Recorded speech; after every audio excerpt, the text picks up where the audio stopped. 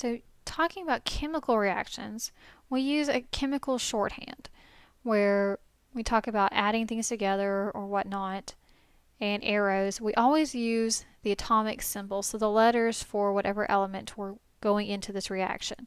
So we always write reactions with reactants first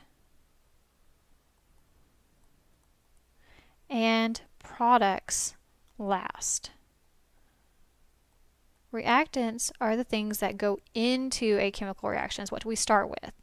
Products are what we get out of that chemical reaction, it's what's left.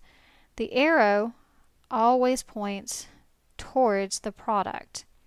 So we talk about different types of reactions. A synthesis reaction is a building reaction. If we synthesize something, we are building something. So typically synthesis reactions build bonds between molecules.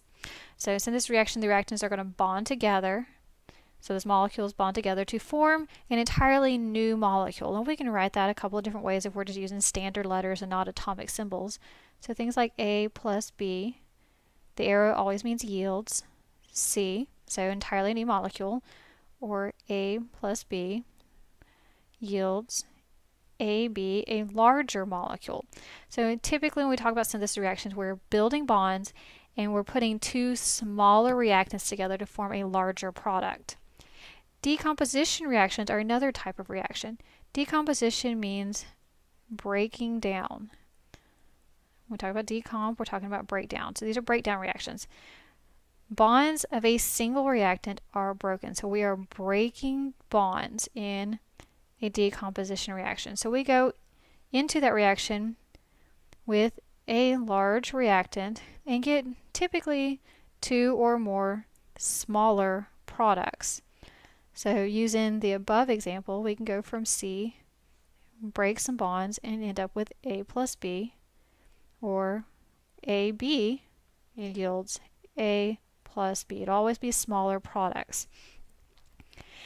Exchange reactions are two molecules where the reactants actually trade parts of themselves with each other. And the product is always a combination of those two molecules.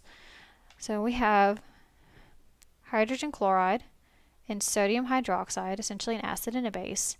You put them together, and what we end up with is a swap.